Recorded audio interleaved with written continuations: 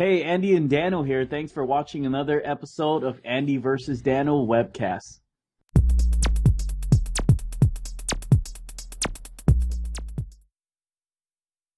Hey yo, this is the Andy versus Dano show. We're an internet competition. My competitor to the left, or I guess my right, uh, we're in this competition against each other to see who can outdo each other.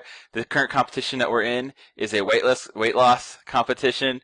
And so basically by December 31st, 2010, we have to see who loses the most weight. Right now, Andy's kind of got an edge on me, but I'm hoping to catch up with him. So Andy, how was your week? Um, why do I always say every single time you ask me that? But I'm sick of editing them out too. I'm not gonna do it yeah, anymore. don't worry about that. Oh, here I go again. But I feel slimmer.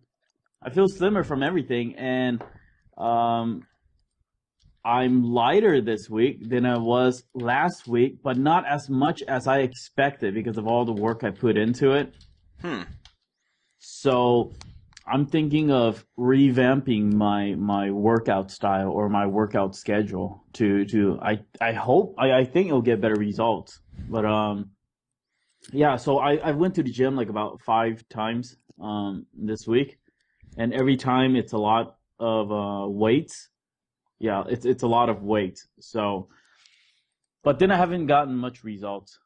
I've been sore almost every single day, but I am, let me see. Last time I was 196. Now yeah, 196. Now I'm 194.5, which still isn't good enough. still got quite the advantage over me. Oh man, it's gonna be hard to catch up with you. I'm gonna try. It's I went up. I went up during the week. I went all the way up to 198. And I was like, what the all the hell's way up going to. on? That's Then not yes, too bad. That's what I then, usually do the same thing too. I gain a bunch of weight in the middle of the week, and then on Tuesday I like have my lowest point. yeah. I wonder why. But Subconscious, I guess. I intentionally decide to not eat certain things right before the weigh-in. just strip down to your boxer before you weigh in, Yeah. right? Yeah. It But only works once. how's your weight? How's your weight for this past week? I did lose a little bit of weight. Today I weighed in, stripped down, completely naked. Just kidding. My usual wardrobe. I weighed 252.25, so I lost 2 pounds. Oh, that's good. You beat me. You beat Well, me, but it's still a percentage. I mean, because you've already gotten lighter, and so losing the number of pounds is going to be harder. uh-huh. But overall, the percentage gets the percentage is increasing. So if that makes any sense. Yeah, I know what you're talking about. But it's still 2 pounds, so that's still really good. I was gonna do the show without my shirt on actually. Uh, But then I was like, that's let's keep it PG-13. that's some So that's some confidence. Huh? Like before earlier in the shows, we talked about not even showing what we look like without our shirts on. So the fact that you even thought about doing a show today without a shirt on is pretty good. no, I meant without my shirt on, but I still have my tank top on, so I'm not completely bare at the top. Yeah, but but yeah, I like what's going on so far. And one of the thing I discovered was back then when I couldn't make it to the gym because of the gout, I lost a lot of weight during that time. I'm thinking it's because my body had the opportunity to recover itself. I think that's what it was. So now I'm thinking, okay, if I'm going 5 days in a row, my body doesn't have time to recover, you know? And the other thing that I noticed was when I barely started all the exercises, the reason why I lost so many pounds so fast was because every time I went, I pushed myself like crazy. I push myself to the point where I either vomit or feel drowsy or whatever. I just go to the point where I can't go anymore. But now it seems like I'm at that plateau where I'm comfortable with what I'm doing. Even though I'm pushing myself to be better than I was yesterday, it's still not to the point where I can't do any more. I still can do more and push even more. So I think I'm not pushing myself enough. And I think because I don't push my body too much, it's not giving me the results I want because I'm not shaking it up, right? I'm not I'm not making my body go through a lot of pain. It's just still very comfortable right now. I Yeah. kind of shook it up last night where I decided to run on a treadmill for the first time in a number of days. Uh-huh. I rarely go on the treadmill, but I need to switch it up myself, so I ran a treadmill, and for once I woke up this morning and my inner thighs kind of Hmm. hurt. Yeah. It definitely has some muscle groups that were not being used before that suddenly were awakened. Like, oh Oh yeah. crap. Do you do deadlift? Um, what do you mean, like when the lifting went up, or? Just holding the I don't even know what you call it, the long bar, and then you squat down, and then you just pop it back up, and then stick your chest out, and then you keep doing that over and over. That's one of the ones I actually don't do.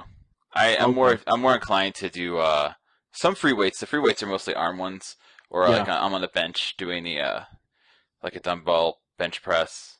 Yeah. I don't.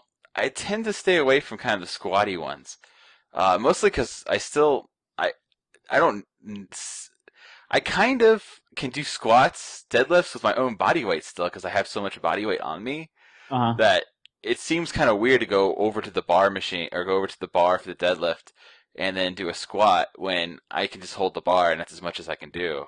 Like my Uh-huh. body weight's still challenging, so I could do squats without doing a deadlift, basically. Yeah, I looked online and deadlifts are one of the best workout you can do to like lose weight and stuff like that because it's a whole body workout. It's from your leg to your back to your abs to your chest and everything. So it works on multiple muscles at one time. And when I did it the next morning, I would feel soreness all over the place on places I didn't think that muscles were there. So yeah, It's because you but just activated some new muscle groups. I know how activate it. But there's another machine that I've been on before where it shakes you. I don't know if your 24-hour fitness has it. Mine doesn't. I actually tried it out at another gym, and you basically get on it after you do all your workout, and it just vibrates, and your whole body is shaking. So what they say is, if you're working out and you're pumping iron and stuff like that, then a lot of these chemicals goes to your muscle and then if you don't stretch or shake it loose, then that chemical stays in there, and that's the thing that makes you sore the next day. So this machine shakes it off, and it just like gets it all out of there. Thanks for figuring out the research on that, because last week I was trying to talk about that, but I couldn't remember the exact science on it or the exact reasoning Uh huh. behind stretching after your workout. But that's it. I don't know Yeah. about shake machine though. I think doing cardio afterwards and stretching is probably, Uh huh. I don't know. It seems more realistically gonna do stuff. I don't know. It could maybe shaking, do the twist, shake it, It's baby. crazy. No, no. I mean, it's really vibrating your entire body, where you feel numb afterward. And once you get off that shaking machine, you feel like falling down because it was just so weird. It's But like disconnecting your brain from your spinal column. but I haven't Oh. tried it enough to really know if it works or not. But yeah, definitely stretch afterward. So this is what I'm gonna do from now on. It's I'm just gonna do one hour max. 1 hour or 1.5 hour max at the gym. And it's just gonna include weights and cardio, just running on the treadmill and stuff like that. But I'm not gonna go for long distance or anything like that because I don't think that gives me the progress that I need. So I'm gonna max out in that 1 hour. Just push as much as I can, run as fast as I can, and then I'm gonna give myself more time to rest. So maybe instead of 5 days a week, I'll do it like 3 days a week or 4 days a week, and let that other day for me to recover.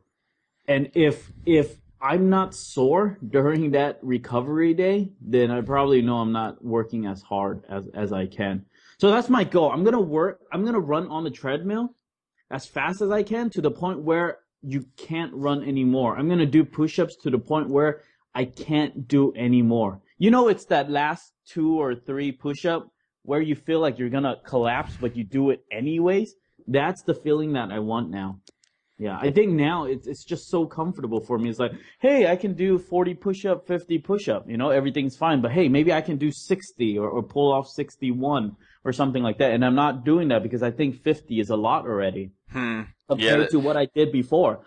So yeah, I'm just gonna push myself all the way in that 1 hour, give myself more time to recover, and then we'll see what happened the next webcast to see if I lose more than 1.5 pounds.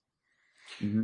Sweet. I know the whole pushing system that you're talking about. One of the things that I find it a little bit easier for me to do when I'm trying to push myself is to make a small promise of hitting a certain goal. Like if I'm doing push-ups now, I can't do 50, but let's say I'm gonna do 40, and then when I get to 40, I'm just gonna go 10 more or five Hmm. more, and then when I get through five more, I'm just gonna go five more. That seems to work better psychologically with me. And the same Uh-huh. with cardio. If I'm doing like elliptical machine, I'm gonna set when I get on the machine originally, I go, Hmm. I'm gonna do 40 minutes of this. And when 40 minutes comes around, I'll be kind of beat. I'm like, well, 45 is not too bad. Yeah. And well, I got the 45. 50 is like almost done. And then you get the 50, I go, oh, I can just finish this off in an hour. And Hmm. that's how I kind of motivate myself to keep going. Because I know if I say I'm going to do 60 minutes on the machine, I'll get to like 30 and stop because